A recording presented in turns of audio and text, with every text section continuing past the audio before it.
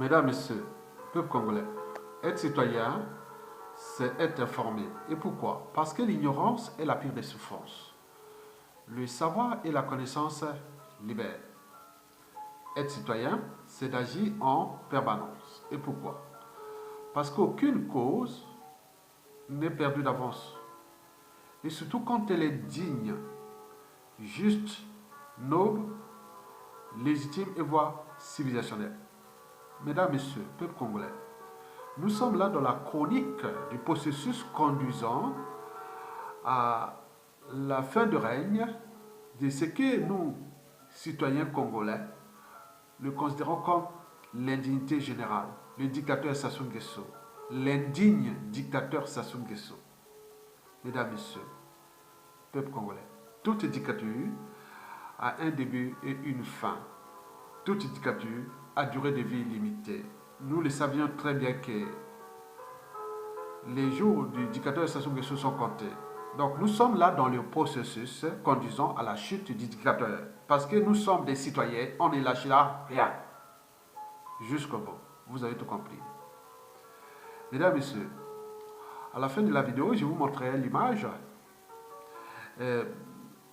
du dictateur Sassou Nguesso qui, une fois de plus, vient d'être humilié à Addis Abeba, en Éthiopie. Ce fut lors du 33e sommet de l'Union africaine. C'était pendant l'Assemblée de l'Union africaine que le chef suprême de la dette congolaise, comme d'habitude, même s'il n'est pas invité, il n'a aucune importance, il est quand même allé là-bas, en Éthiopie, puisque c'est un pigeon voyageur. Là où il y a sommet, conférence, partout. Si vous avez une conférence quelque part, en Europe ou ailleurs, bon ben, vous pouvez inviter Sassou Nguesso, il vient. Il prend l'avion, allez. Il laisse la population dans la merde là-bas. Ah tiens, là-bas, ça y est. Donc il était entre le 9 et le 10 février 2020, il était à Addis Abeba. Donc, dans l'image que je vais vous montrer à la fin de cette vidéo, le président de l'Afrique du Sud a évité le dictateur. Copieusement, il a évité. Mais le chef suprême de la dette congolaise, alias coronavirus, dictateur Sassou Nguesso, ne voulait pas lâcher la main de Cyril Ramaphosa. Ce fut gênant, honteux et indigne à la fois. Vous allez serrer la main à quelqu'un, vous faites comme si c'est votre ami. Vous êtes tenté de montrer parce que Sassou Nguesso, quand il fait ça, pour montrer avec ses photos et les images de sa télé privée, c'est la télé congolaise, n'est plus la télé du public, c'est sa télé. Donc il est venu trouver ce pays et il est en train de les consommer, c'est à lui. Donc pour montrer les images qu'il est important. Alors que la population là-bas est dans la merde, un pays ruiné, un riche pays ruiné, et les gens là-bas sont dans les conditions d'indignité. Et lui se permet de pavaner partout, la grande vadouille, partout. Et chaque fois, il dépense des millions de dollars. Mais oui, un dictateur a un coût, une dictature a un coût. Et voilà, et le coût là est déjà visible, il a ruiné ce pays. Et donc, il était là-bas. Déjà si vous dites, en un an, il a déjà effectué plus de 30 voyages à l'étranger qui ne servent à rien. Simplement le faire, oui, ça y est. Mais le problème, c'est que dans certains pays, maintenant, il est interdit. Et qui nous pose un peu de soucis. Il est interdit aux États-Unis ou dans le continent nord-américain. Si met pied là-bas, le FBI il va l'arrêter. Il sait bien que nous le savions. Il reste quelques terres ici. Il reste, oui, chez lui, c'est la France, son protecteur. C'est là où il est renseigné, protégé et entêté par la France, c'est oui, pour la France-Afrique, vous avez tout compris. Mais ailleurs, ça devient problématique, oui. Même, on ne veut même plus le voir. On évite, mais il est obligé de venir parce qu'il y a des trucs, oui, conventions, traités, tout bilatéraux, il représente un pays, même s'il est illégalement là. Hein, il ne devait pas être là. Il force à être là à la tête de ce pays, mais il est obligé de les passer par là. Et donc, avec la main tous à grande vadrouille, et donc ils vont faire n'importe quoi. C'est une grande cour de récré. Et avec les deniers publics du Congo, ils s'amusent. Les populations dans la merde. Les étudiants n'ont plus de bourse depuis 2 ans. Le personnel universitaire, pareil, et ça ne fonctionne plus. Les salaires de fonctionnaires sont payés au compte-gouttes, avec des arriérés de salaires allant jusqu'à plus de 6 mois. Les pensions retraite depuis presque 3 ans. La dette publique avoisine plus de 130% du produit intérieur brut. Un riche pays de 5 millions d'habitants, 342 000 km², l'équivalent de la superficie de l'Allemagne, pour une population de 5 millions. Et donc, vous avez vu tout ça. Donc, si on fait la grande vadrouille, parce qu'il a les armes, il a les moyens de l'État qu'il a confisqué de manière illégale. Oui, un coup d'État qui a été structuré, organisé par la France et qui a fait constituer une coalition de pays qui étaient venus attaquer la démocratie congolaise naissante entre 1992 en 1997. Donc, en 1997, on a eu ce coup d'État où la France a structuré des coalitions invitant le Tchad, le Gabon, l'Angola, la République démocratique du Congo, le Burundi, le Rwanda pour venir attaquer le Congo. Et donc, cette armée de pouvoir légal s'est battue contre une fois pendant près de 4 mois, vous imaginez, sans aide de quoi. Et ils sont structurés. Et depuis là, et ils ont consommé ce pays et qu'ils l'ont ruiné et qu'il va devenir une poudrière. Et voilà, le travail, le pacte fatal entre le dictateur Sassou Nguesso et sa France-Afrique. Mesdames, Messieurs, peuple congolais, précisons ici que, bon, la photo que vous allez voir, que le nouveau président en exercice de l'Union africaine a fait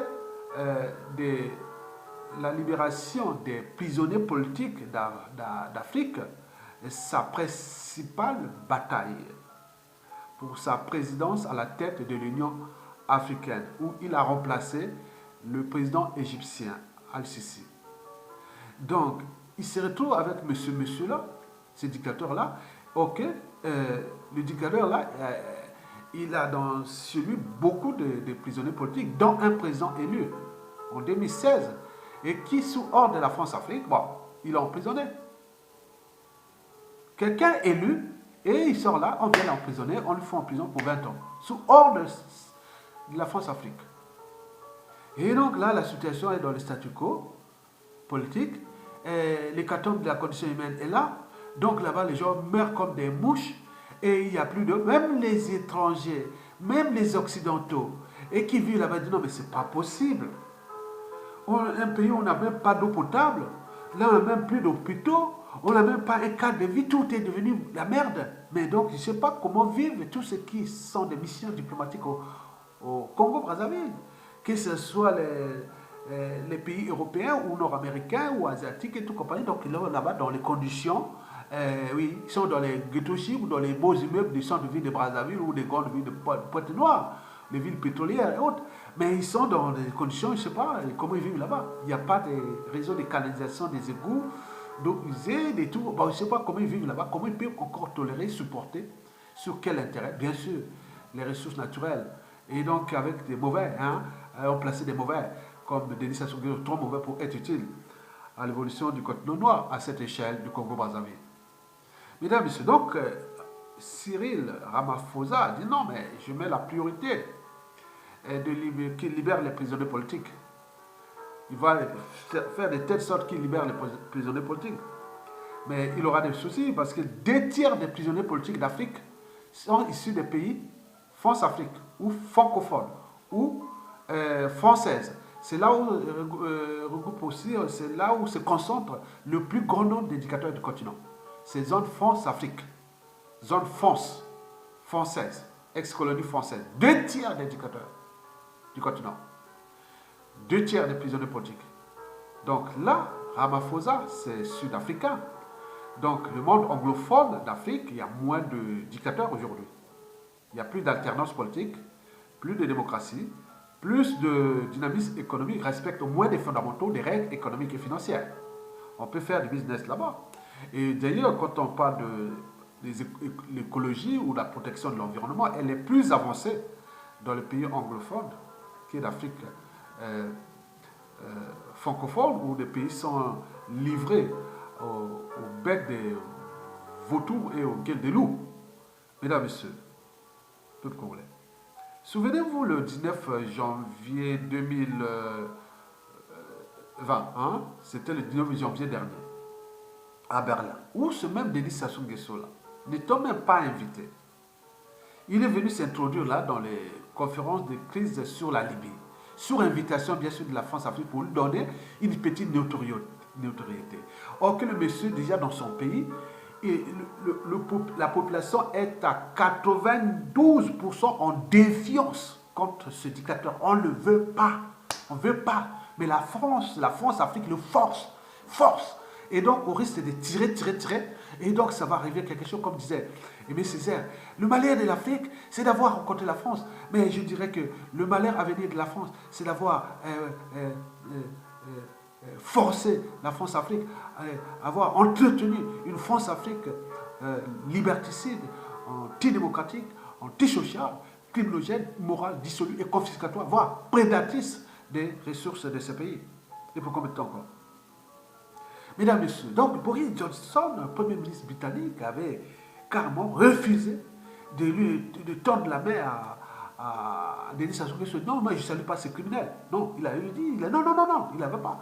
Et au niveau des indigènes de Sassou Nguesso, hein, parce que quand vous êtes indigène, vous n'avez pas des droits et devoirs envers votre nation. Hein. Donc, vous avez trois vertus, l'obéissance, la soumission et la collaboration au régime. Alors qu'un citoyen congolais, parmi les 92, donc il est dans la désobéissance, la résistance et la révolte. Vous avez tout compris. Ce sont les fondamentaux d'un citoyen. Mesdames, Messieurs, donc Boris Johnson avait complètement refusé. Il a dit non, je ne sers pas la main à un criminel. Et donc, ils ne connaissent pas. Et ils ne savent pas. Attends, connaissez la Grande-Bretagne, l'unique pays d'Europe occidentale qui a libéré l'Europe du nazisme. Vous connaissez la Grande-Bretagne? Attends, c'est une puissance. Et donc, il sait bien, il sait ce qui est Sassou Nguesso. Et donc, il fait là parce que Sassou Nguesso est sous couverture de la France. Et le pacte occidental et autres, je ne sais pas, mais avec tous ces bouleversements en cours là, elles vont encore tenir parce que tout là-bas est au rouge. Tous les indicateurs macroéconomiques sont au rouge. Balance commerciale au rouge. Donc, on importe plus qu'on exporte. Et donc, on ne crée pas de richesse. Et d'ailleurs, le modèle économique n'est calqué sur la rente pétrolière et les cours de ces matières-là, voilà, descendent. En plus, le bois et autres, c'est géré de manière opaque. Tous les ressources naturelles sont gérées de manière opaque. Et dans un pays qui a l'opacité totale, ce n'est pas un pays qui a l'avenir. Et donc, bon, en dehors de cette balance commerciale, je vous ai parlé, deuxième indicateur, c'est le taux d'investissement, qu'il soit public ou privé. Déjà privé, on ne va pas aller investir dans un pays où on ne respecte pas les fondamentaux des règles économiques et financières. Dans un pays où on ne peut pas faire du business tranquillement sans être, quand vous vole votre argent. On ne peut pas aller investir dans un pays où il n'y a pas de cadre de vie. Hein, on n'a même pas de l'eau potable, ni quoi que ce soit, il n'y a rien. C'est vraiment les gens pleurent, les gens meurent, c'est une poudrière. On ne veut pas aller investir là-bas. Sauf qu'elle allait exploiter les matières premières dans les écosystèmes là-bas et de tout là-bas et se barrer. Mais il faut déjà les transporter, et ces matières-là. Il n'y a plus de route, il n'y a rien. Donc on va le faire comment? Il faut passer par les frontières. Donc c'est compliqué là. Donc investissement, il n'y a plus grand-chose. Et d'ailleurs, pour investir, il faut que les gens consomment. Et c'est là que je veux parler du troisième indicateur. Maintenant, prenons le taux d'investissement public. Bon, les pays déjà en faillite. Ils ont ruiné le pays. Les magots, Claire Magot, qui est en valeur mobilière, c'est-à-dire actions-obligations, d'autres ils ont mis dans les entreprises. Et n'oublions pas les paradis fiscaux, les biens immobiliers, tout ça à l'étranger, bloqué, autres. Donc il n'y a plus rien. Donc on ne peut pas les donner l'argent. Donc que ce soit, il a des problèmes avec des dettes, on ne veut plus donner confiance. Donc il n'a plus, il est surendetté. Il n'a plus d'argent. La dette publique déjà avoisine plus de 130% du produit intérieur brut. Et donc, sur ce deuxième indicateur, côté investissement public, non, non, vous voyez que la ruine est là, les infrastructures sont tous en train de tomber en panne, on ne peut plus la maintenance et tout. Donc c'est un suicide, le fondement est total. Donc tout se coule parce qu'on ne peut plus réparer, donc il n'a plus d'argent.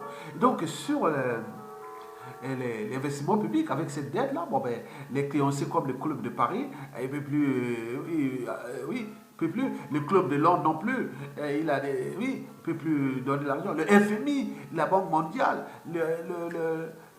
la Banque africaine de développement, il a des problèmes avec la Chine. Et oui, la dette, la Russie avec la... Donc, il a partout. Donc, on peut pas, on peut plus. Non. Et il y a beaucoup d'opacité encore sur le reste de sa dette et de l'économie aussi. Donc, c'est compliqué. C'est un bazar qu'il faut arriver là-bas. C'est comme un comptable, un expert comptable qui va venir dans une... C'était vraiment une poulière. Et pas n'importe quoi. Hein. Donc, il faut tout. Où est-ce que tu as classé tes notes de frais? Où est-ce que tu as cassé tes charges? Où est-ce qu'on va chercher tout? C'est un bazar. Bon, donc, tout ça fait beaucoup et il y a des impacts sur le troisième indicateur, qui est surtout le taux de consommation intérieure, ce qu'on appelle le pouvoir d'achat, et qui est déjà au rouge parce que tout est arriéré, salaire, dette intérieure, opérateur économique, donc tout est au rouge. Quand vous n'avez pas de bourse, les étudiants n'ont pas de bourse, les fonctionnaires n'ont pas de salaire, les retraités n'ont pas de pension, et tout, le pouvoir d'achat est nul, presque au rouge. Donc ce pays est en récession. Mais pas n'importe quelle récession, il est en train de s'enfoncer. Donc récession, c'est que la croissance est nulle. Et là, c'est pas ça. Donc nous sommes en décroissance. Si vous allez voir les conditions déjà de vie, déjà à Brazzaville, à Pointe-Noire, dans tous les pays, c'est la merde, c'est la merde, c'est la merde. Du jamais vu, mesdames, messieurs. Et donc, Sassou Nguesso, donc pour s'évader de cette crise-là, donc quand il passe là, hein, il vient là, il prend son avion, il rentre directement dans son palais. À Brazzaville, là, il reste là, il prend l'avion, ou l'avion, il va maintenant qu'en avion, puisque les routes là, pour aller chez lui là-bas, c'est maintenant la merde. Il prend l'avion ou l'hélicoptère, il descend à son aéroport privé à Oyo là-bas, il reste là-bas, attendre, à gérer ses coups bas, coups tordus, programmer les assassinats, les emprisonnements, programmer les justices, l'oppression, la barbarie, là-bas, chez lui, là-bas, tranquille. Et pourquoi? Parce qu'il a la protection de la France.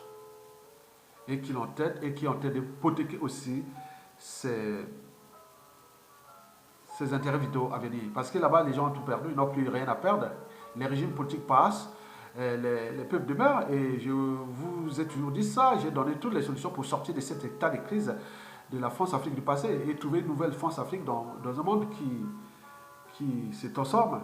Et donc, c'est la France-Afrique qui nous pose bien des soucis. Donc, il faut se dire que les relations diplomatiques, économiques, commerciales, géostratégiques et tout quoi, comme ça, envers la France, seront potentiellement, structurellement problématiques. Parce qu'il y a eu trop d'humiliation envers ce pays, trop de complots, la France a fait beaucoup de complots là-bas. Et donc là-bas, la population est, je dirais, plus de 80%. Sont en méfiance et en défiance envers la France. Parce qu'ils savent que c'est la France qui est en tête ce monsieur-là. Et parce que ça a prouvé depuis l'arrestation du président élu. Et c'est que la France de Macron l'amène partout pour lui donner une image alors que les gens là-bas meurent.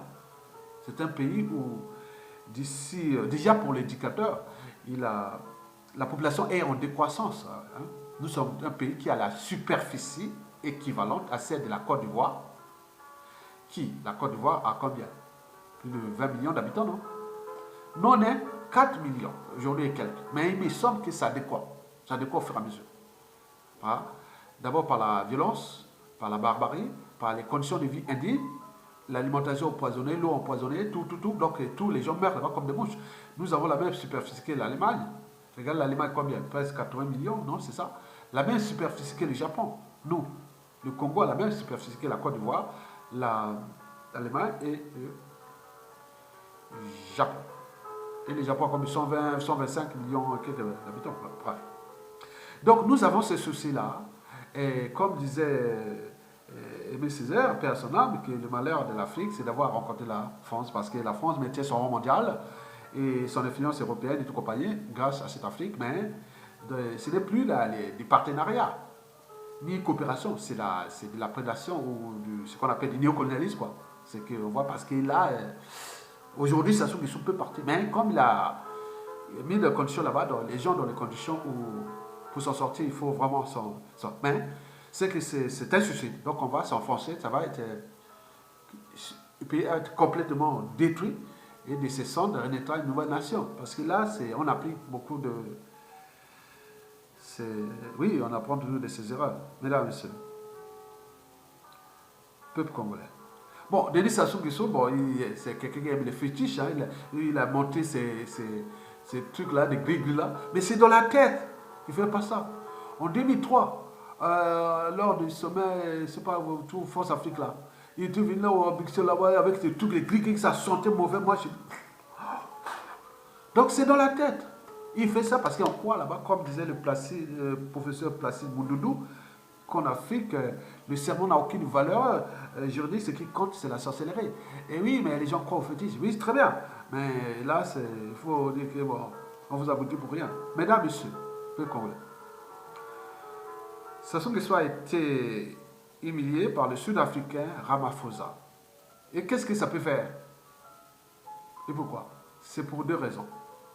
La première raison est que nous, Congolais, nous le savions que Sassou Nguesso a perdu toute humanité.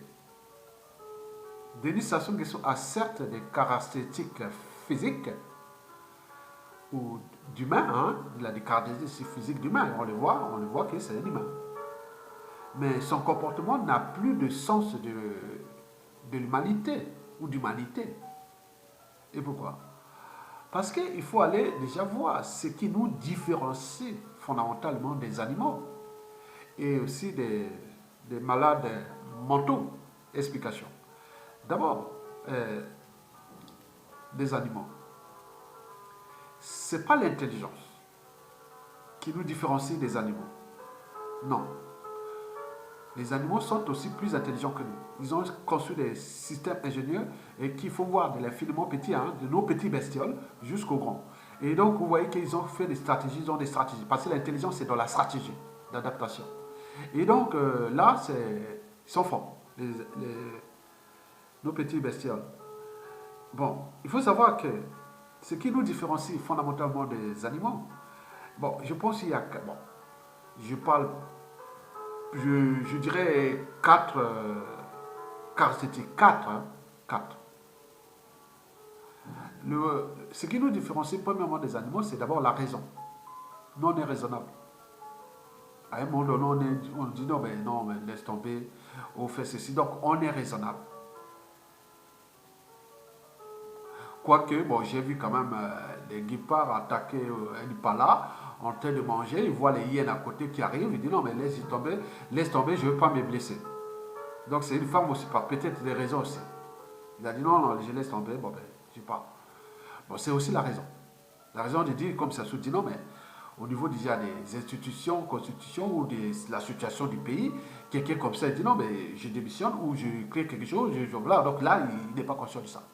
Bien entendu, il est pris dans le piège de sa tyrannie. Il sait que s'il quitte là, c'est soit la prison ou l'humiliation totale, donc, ou l'exil ou tout compagnie. Donc, il sait ça, qu'il va se retrouver dans des conditions où, voilà, donc il force quelque part. Donc, ce qui nous différencie des animaux, déjà, la raison. Et puis, deux, l'esprit critique. Parce que les animaux ne passent pas leur temps à raconter leurs histoires de chasse. Mais nous, on peut dire, oui, j'ai écouté la vidéo à Yatonga, c'était pas mal, c'est pas bien, c'était moi, vous pouvez dire toi.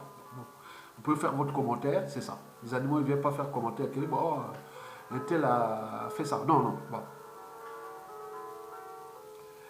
Et troisièmement, je pense que c'est la conscience. On est conscient. de quelque chose. La conscience est déjà liée à la raison. Pourquoi? Parce que la conscience psychologique, elle est liée à la raison. Il y a aussi la conscience identitaire. On s'identifie que moi, je suis là, un animal, il va voir un miroir, il va venir attaquer son reflet. Parce qu'il n'est pas conscient que c'est lui. Mettez un gros miroir devant un gorille à dos argenté, vous allez voir, ça va péter les tympans. Hein. Boum! Il va venir attaquer chaque fois parce que le gorille va à plus de 250 kilos, hein, plus. Hein. Son centre de gravité est très bas, donc quand tu vois, donc vous êtes compris. Et donc, la conscience est très importante. Nous avons trois consciences. La conscience identitaire, la conscience psychologique, qui est liée à la raison. Et n'oublions pas la conscience morale, celle liée au barrière entre le bien et le mal. Ça dépend de l'éducation, de la transmission, de la société à laquelle on appartient et tout compagnie. Quatrièmement, je dirais la dignité. Bon, la dignité, oui. Les chats, bon, on a vu quand même les chats, hein. On voit les chats. Je n'ai jamais vu un couple de chats en intimité. Non. Ils ont une forme de dignité quand même, il faut se dire. Je ne savais pas ça. Certains animaux ont une forme de dignité. Mais le cas de Sassou Nguesso, madame, il n'est plus digne. Il est humilié par-ci par-là. C'est la honte. Tout ce qu'il fait, non, mais lui, non. Et donc, je vous dis que même les fous et les folles ont parfois leur dignité. Mais Sassou n'a plus de dignité. Donc, si vous enlevez, je dis quoi? Bon, je dirais, bon, il y a ce qui nous différencie, c'est la raison. 2, l'esprit critique. 3, la conscience. 4, la dignité. Mais si vous n'avez plus ça, vous n'êtes rien. Mesdames, Messieurs, peuple congolais. Ce qui différencie les gens normaux ou conscients des fous ou des folles, il n'y a que la conscience. Donc, on est conscient de ses actes, de ses habitudes et de son comportement. Donc, quelqu'un qui n'est plus conscient n'est pas normal. Donc, il est malade, qu'on appelle un fou, une folle. Un fou, une folle, c'est comme quelqu'un qui a bu beaucoup d'alcool, il est bourré, il est saoul, il peut faire n'importe quoi, raconter n'importe quoi et faire n'importe quoi, mais après que l'alcool est passé, bon ben, il se réveille, mais voilà ce que tu as fait. Oh, c'est moi qui ai fait ça, oui, c'est toi. Voilà, voilà. Donc c'est ça. La folie ou le fou, c'est pareil. Donc on ne peut pas condamner des fous. Donc on ne peut que les mettre dans des centres psychiatriques ou des hôpitaux psychiatriques. Et le meilleur, c'est les soigner. Mesdames et messieurs. Mais il faut se dire que la folie est dissociable de la sociabilisation de l'individu. Donc il faut différencier la folie du comportement social de l'individu. Explication. Par exemple, le cas de Denis Sassou Nguesso. Tout le monde a dit qu'il a l'humour noir, il s'amuse bien, il rigole bien. Mais quand on voit sa psychopathie et sa sociopathie, bon, Sassou c'est un cas d'école de la psychiatrie, hein. Donc son capital d'essai est énorme. On le dit hystérique, parano, pervers narcissique, il est rancunieux, haineux et tout compagnie. Donc, c'est des comportements que les spécialistes de la psychologie et de la psychiatrie le savent. Parce que déjà, aujourd'hui, depuis que ce soit là, mais avec ce qu'il a fait de ce pays, si tu n'es pas malade, bon, il pourrait ça, mais ça ne dit pas que ça soit avec ses amis, il se rigole et autres. Même s'il les a trahis, ils ont empoisonné, il les a assassinés, il les prend ensemble, mais il s'amuse quand même. Mais même si le cas, bon, ben, c'est ça. Donc, il faut distinguer la folie de quelqu'un avec son côté social. Ce que j'ai dit, la folie est dissociable de la psychopathie. Est dissociable de la sociabilité ou du processus de sociabilisation de l'individu. Et donc, Sassou Nguesso, vraiment, c'est un cas d'école de cette dissociation entre le fou Sassou Nguesso et son côté social. Même si c'est peut-être un piège pour attirer les poids dans sa criminogénie. Mesdames et messieurs, le deuxième cas, vous avez vu par exemple, il y a une folle là qui est dans les médias réseaux sociaux. Elle vient vers les Congolais qui luttent contre la dictature de Sassou Nguesso, elle vient là, elle cherche toujours à aller vers les autres. C'est un processus, c'est déjà une forme oui, il vient là parce qu'il a envie d'aller vers nous. Peut-être que cet individu est seul là-bas, elle n'a pas de... Voilà, donc elle devient peut-être isolée, donc elle est obligée de venir vers les gens, ou après, bon. Donc, on a pu quand même constater que cet individu vient vers les Congolais, et on parle beaucoup des Congolais. Mais le problème, c'est que, bon, elle est malade, elle est folle. Donc, elle n'est pas consciente de ses actes, de ce qu'elle porte comme atteinte au droit à la vie privée et à la dignité et tout compagnie des uns et des autres. Elle insulte, et c'est vraiment un bordel. Attaquer même la mémoire des disparus, des innocents, et donc elle mélange tout. Donc c'est sa folie là qui fait. C'est comme quelqu'un qui est bourré, hein. Et là maintenant on dit, il faut les soigner pour qu'ils disent, ah tiens, finalement c'est moi qui ai raconté ça. Oui, oui, c'est ça. Tu as raconté n'importe quoi. Donc c'est ça le problème. Donc, mais elle doit être peut-être avec des...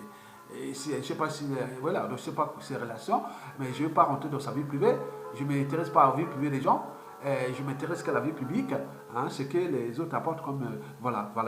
Donc c'est tout. Et donc, sur ce plan, l'individu là est quelque part dissociable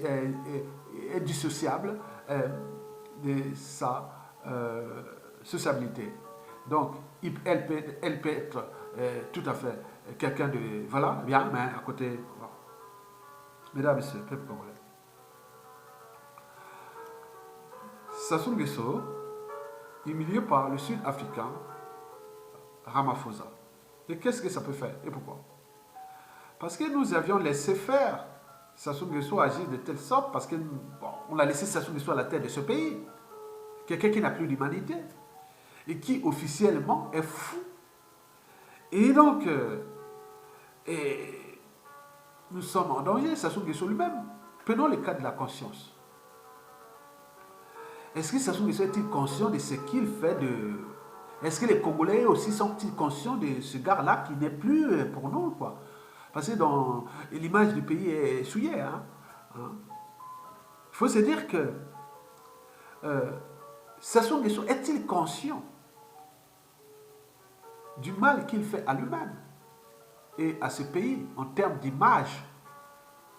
Et n'oublions pas des millions de vies qu'il a brisées, un riche pays qu'il a ruiné. Est-ce que pour aller à ces trucs-là, c'est une façon pour lui de s'évader? Mais pourquoi ne pas dire aujourd'hui non, pourquoi on l'accompagne? Mesdames et messieurs, peuple congolais, Sassou Nguesso humilié par le Sud-Africain Cyril Ramaphosa. Et qu'est-ce que ça peut faire? Et pourquoi? La deuxième et dernière raison, c'est que Sassou ne se comporte pas en toute impunité et par hasard, pour une simple raison. Notre anthropologie politique, sociale, culturelle n'est pas bonne.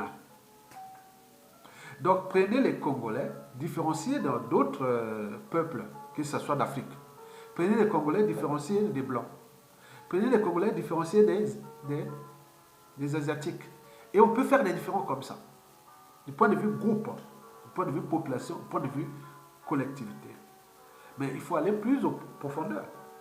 Il faut voir la densité des gens qui se comportent parce que c'est la somme des comportements. Par exemple, si nous étions libres et dignes dans notre tête, et majoritairement libres, non, ça sera déjà parti. Mais là, on n'est pas libre ni digne dans notre tête.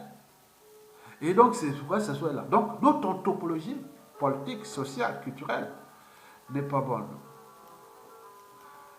Et pour cause. Bon, nous on est plus ou moins intelligents, peu structurés, moins organisés. Puis encore, on n'est pas courageux. On est des lâches heureux. Tant au niveau civil, politique et militaire. Car depuis 2015, à nos jours, sinon ça cesserait. Je veux dire que nous sommes des méchants. On est méchants et jaloux entre nous. Sans raison apparente, quelqu'un se met à attaquer les uns et les autres. Regardez les cas des résistants qui luttent contre la dictature. Et il y a des gens qui sont passés par là, venez nous attaquer comme ça. Les autres disent, mais c'est quoi cette affaire-là? Et ça, il faut le voir dans la société. Les gens trouvent du plaisir là où il y a des souffrances des autres. C'est du plaisir. Alors qu'ailleurs, en Asie, en Europe, ailleurs, non. Ils savent appliquer les 4 règles de la mathématique. Multiplication, addition, soustraction et division. Addition, multiplication des talents et des bonnes volontés. Mais quand les talents là ne peuvent pas avancer, ils sont à l'écart, c'est-à-dire ils ont été mis à l'écart, donc ils soustraitent, ils cherchent à les rendre dans les 2 premières règles, donc à additionner les talents. Or que nous, c'est-à-dire on cherche à soustraire, à détruire, à éliminer. Donc nous c'est ça, c'est comme les diables de Tasmanie. Vous savez les diables de Tasmanie, connaissez l'île de Tasmanie, c'est en Australie, à l'est de l'Australie. Il y a un marsupial là-bas qui s'appelle diable de Tasmanie. Et têche de l'honneur. Donc ce marsupial ne cesse que de se battre entre eux. Si bien qu'en 2011, le gouvernement australien a dit non, il faut les séparer parce qu'ils sont là en train de se battre. Et si bien que bon, ils ne peuvent même plus manger parce qu'ils sont que. Donc si on laisse, ils sont notoirement agressifs. Et donc nous, c'est comme ces diables de Tasmanie. On ne s'arrête pas de se taper, entre nous. On ne se sépare. On est un peu calme quand on les voit dans d'autres peuples. On le voit ici en Occident, on est maintenant en Occident, d'autres ailleurs. Bon là, on se calme. Mais entre nous, on est là en train de se taper. Et donc, on est méchant et jaloux. Et donc, on ne sait pas faire l'opération de multiplication, addition et des talents et tout compagnie. Et surtout, la division. On est que là dans la division. Les gars, nous, on cesse à coller les morceaux pour que ça se dégage. Vous voyez, les gens qui sont venus là, une grande partie sont financés par le régime ou aidés par le régime ou des officiers du régime. Ils cherchent à diviser toute la diaspora et diviser le pays. Donc, ils sont là. C'est comme, voilà, ils cherchent comme ça. Toujours chercher à diviser. C'est inné, il ne sait pas, c'est même le fait de parler. Non, ils oublient qu'ils sont des citoyens congolais. Et donc, vous avez ce problème-là, c'est comme si c'est inné. Ça ne dépend pas de l'éducation parce que ces gens-là, ils vivent ici quand même ici en Occident. Ils voient comment les autres se battent pour mettre tout le monde dans le marché, mettre tout le monde dans la société, mettre tout ça là. Voilà, donc, mais nous, non, ce n'est pas possible. Il y a un problème qui est anthropologiquement inné, c'est-à-dire c'est dans le sang. Ça ne dépend pas de l'éducation. Même certaines personnes, bien, ils ont reçu l'éducation, mais ça revient comme. C'est comme un cheval, hein. Si tu chasses le naturel, il revient au galop. Et donc, c'est comme ça. Une vache bout de l'herbe. Si tu la fais manger de la viande, elle devient une vache folle. Nous, c'est pareil. Et donc, vous avez compris. Donc, nous, ces problèmes-là, nous, bon, j'ai remarqué ça, que jalousie, c'est comme une jalousie méchante, ou ils ont même cette force, cette énergie-là. Moi, je ne serai jamais jaloux de quelqu'un. C'est un problème génétique, un problème aussi d'éducation. Mais je pense que nous avions ce problème-là. On ne sait pas transmettre certaines valeurs. Les valeurs, par exemple, de la raison. Respecter certaines règles, institutions, constitutions ou point CC. Voilà. Non, on ne sait pas. Et quand ils sont en Occident ici, ils sont des gars, ils se forcent, se valoriser. Ah oui, moi je fais ça. Non, mais c'est pas ça. Vaut mieux avoir un petit chez soi qu'un grand chez les autres. Combien d'Africains, de grands docteurs d'université, sont grades de professeurs d'université ou de médecine, gradés professeurs, rarement. Combien d'Africains ici qui sont français ou autres, ils ont des grades de colonel ou général en France. Zéro. On peut voir tout ça. Mais alors qu'en Afrique, les généraux plus les professeurs, grades professeurs d'université, plus mais ici, ils sont que docteurs, maîtres de conférence, il n'y a rien. Donc, vous ne vous rendez pas compte, vous êtes conscient. Donc, les gens croient qu'ils sont là comme ça, ces jeux. Non, non, vous êtes à l'étranger.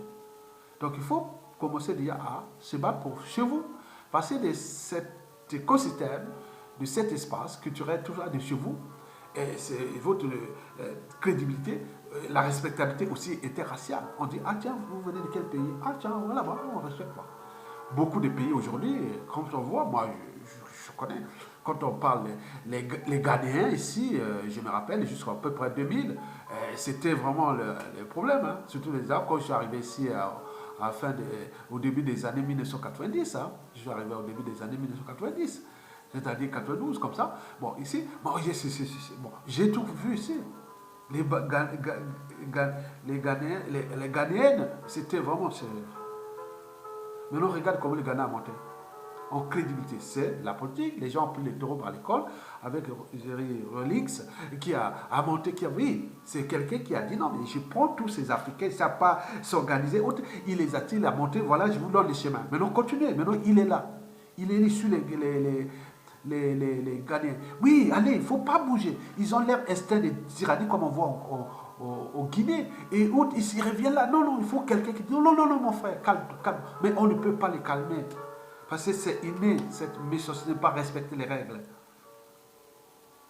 L'esprit critique aussi. Quand on critique, ça y est, c'est la mort. Mais je parle, il y a bonne et mauvaise critique. Quand quelqu'un critique, il a une mauvaise intention. Oui, mauvaise intention, mauvaise foi. Et ça, c'est pas la critique. La critique, c'est quelque chose qui doit construire. Et il faut limiter aussi les cadres. Il y a les cadres publics et privés. Tu ne vas pas intéresser la vie privée des cadres alors que tu n'es pas membre de cette tribu. C'est des trucs de la tribu privée. Mais public, tu peux faire quelque chose de constructif. Et donc, il arrive comme ça. Et donc, il faut dire que nous, dès qu'on critique, c'est la mort assurée. Alors que la critique existe l'intelligence et éveille les consciences. C'est par la critique qu'on avance. Toutes ces sociétés ici, vous n'avez pas fabriqué un produit, dit non, mais attends, ah non, ça va pas marcher. Hein. Non, tu me fais mal. Non, non. Ben, le produit là n'est pas bon. Ah tiens, ça peut marcher. Et donc, c'est comme c'est la critique littéraire, critique gastronomique, critique scientifique, critique politique, critique, voilà. Donc, on construit dans la critique. Mais il se pose, nous aussi, les problèmes de conscience. Parfois, il y a des choses que je dis, non, mais est-ce que les Africains sont-ils conscients de leurs conditions aujourd'hui? Non, c'est ça que je me demande pour moi. Et enfin, il y a les problèmes de la dignité. Nous avons les problèmes de dignité. On ne peut pas se dire ailleurs, non, mais au niveau de la société, c'est que ça souffre là. Au Japon, en Chine, ailleurs, non. C'est quelqu'un qui serait neutralisé. Simplement neutralisé. Il y aurait un Japonais ou un... Non, on ne peut pas là, tu fais l'image de mauvais. Il y aurait quelqu'un qui aura pris quelque chose, même chez les Arabes. Ils n'aiment pas la lâcheté, ils n'aiment pas l'indignité comme on le voit là. Il aurait pu, il y aura quelqu'un qui aurait attaqué sa succession. Il y aurait quelqu'un, une choix. Mais nous, on les rend. Mais comme on le fait, donc ça entraîne. C'est comme un père qui bat sa femme devant ses enfants. Il apprend certainement la violence à ces derniers. Ces enfants devenant un jour des adultes, tiens, ça recommence sur d'autres victimes. Le cas des Sassou qui sont en train de monter l'indignité à tous les peuples, donc il y a des gens qui disent, oh, quoi, c'est normal, aller s'humilier, aller faire ce que Sassou Nguesso fait, et demain, c'est toute une société et se comporte comme ça, que ça devient comme des repères, des normes sociales et tout compagnie. Non, c'est pas vrai, c'est pas ça. La société passe par là. Nous avons le problème de la citoyenneté. On ne sait pas depuis 1959 à nos jours. On ne sait pas penser à la citoyenneté, tout est que par association, par appartenance, la responsabilité politique par association, par appartenance. Mais là, on crée les mini-États au sein des Congo, c'est ce qu'on va arriver. Ce sera des mini-États tribaux, il faut les faire.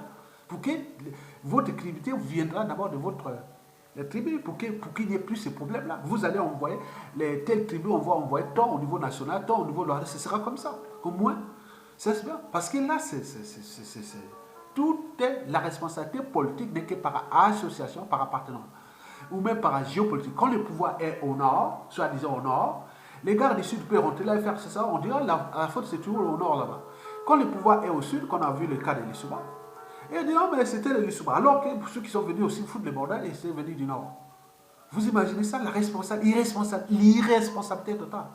Même le cas des assassinats du commandant Marin Gwabi et de l'ex-président Massamba Deba et puis du Kadna Emi Biaïda. Mais il faut voir aussi la responsabilité. Mais nous, on a notre du tout, c'est ça. Non, ça était qui? Même si ça, au terme de pouvoir. Président Marin Gwabi assassiné. Qui était le premier ministre? Lucien Goma. Qui était le premier secrétaire du Parti congolais du travail? Jean-Pierre Tikaya. Paix à son âme. Et qui était les états-majors de dos. Non, mais attends, il est tué, maman. Et on prend la décision, tout ça. Ça soit faire quoi? Parce que c'est cette naïveté, cette passivité, que je dis que nous savions ce problème, on est naïf et passif, heureux. Et quand on est trop comme ça, ça colle pas, ça passe pas. Donc on n'a pas repensé à la citoyenneté. Et qu'il faudra repenser. Parce que quand vous allez être des citoyens, au lieu d'être des indigènes ou des sujets d'une tyrannie, Parce que s'il suffisait d'obéir à un pouvoir injuste ou à une tyrannie, est-ce que les sujets d'une tyrannie connaissaient la liberté, la dignité et autres pour être libres et dignes? Jamais. Sinon, ça se saurait. Vous voyez le Congo. Mesdames et messieurs. Donc, nous avons ce problème de citoyenneté qu'il faut repenser. On a la culture des boucs émissaires. Ça, c'est... Oh là là. Avant tout, c'est toujours la faute de la tribu voisine. Après, c'est la faute des nordistes. Après, c'est la faute des sudistes. La faute de Bakongo. C'est la faute de ceci. Maintenant, là, c'est les Français, hein, la force Afrique et tout compagnie. Et après, c'est les Chinois. Donc, on cherche toujours. Il faut trouver qu'il y a toujours là où il y a un bouc émissaire. Donc, l'irresponsabilité est totale. Et donc, vous avez tout compris. Donc, tout ça, ça fait beaucoup pour un peuple, mais nous avons en face quand même des gens, des mauvais comme Sassou Nguesso, dans un monde brut. Si vous êtes il y avait cette anthropologie hein, que je vous ai précitée là. Hein, donc, dans un monde brut, comme vous êtes naïf et autres, donc les autres vont utiliser. La nature a horreur du vide. Hein. Vous voyez que le feu, l'eau, le vent, tout se passe toujours là où il y a des vides. Hein. Donc la nature a horreur du vide. Donc quand on se trouve, donc nous sommes trouvés avec des brutes comme Sassou Nguesso, bon, qu'est-ce qu'on fait? Résultat des comptes, bon, on est là parce que c'est notre faute. Voilà, il faut se dire ça. Bon, donc, en Côte d'Ivoire, ils sont en train de détruire les vies, humilier ce pays, et vous êtes là en train de pleurer. Qu'est-ce que ça peut faire? Vous n'êtes pas capable. Ailleurs, ce que je vous dis, c'est qu'il est passé depuis 2015 à nos jours. Et la situation aujourd'hui, en 2019 et 2020, ça sera parti. Mais les gens disent non, mais c'est pas possible. Les gens disent non, mais qui est ce peuple? Mesdames, messieurs. Donc, je vous dis que, en d'autres termes, c'est notre indignité qui a fait de Sassou Nguesso qui soit là, qui continue à nous détruire. C'est notre lâcheté. C'est toute cette anthropologie-là. Parce que, il faut se dire que nous sommes face à l'indignité, à l'injustice, à l'oppression et à la barbarie. Mais pourquoi nous les laissons faire? Parce que, quelque part, nous sommes complices. Nous sommes les collabos de la tyrannie. Parce que nous avons choisi collectivement l'obéissance, la soumission. Or, l'obéissance et la soumission sont des vertus de l'indigène, qui n'a que des droits et devoirs envers la tyrannie. Parce que, devant l'indignité, l'injustice, l'oppression et la barbarie, quand vous choisissez soit la neutralité ou la complicité, la coopération, la soumission, l'obéissance et autres, vous devez donner une grande partie du problème. Et donc, le problème, nous, c'est les problèmes Denis Sassou Nguesso dégage. Donc, pour qu'il puisse dégager, bon, ben, vous allez prendre quand même, me dire, oui, ben, je viens quand même citoyen, quoi. Donc, en fait, parce que le monde ne sera pas détruit par ceux qui font le mal, mais par ceux qui le laissent faire sans rien faire. Regardez l'humiliation. Vous avez vu la main là? Il serre la main du garant, il regarde, non, non, non, mais attends, laisse-moi, mais lui...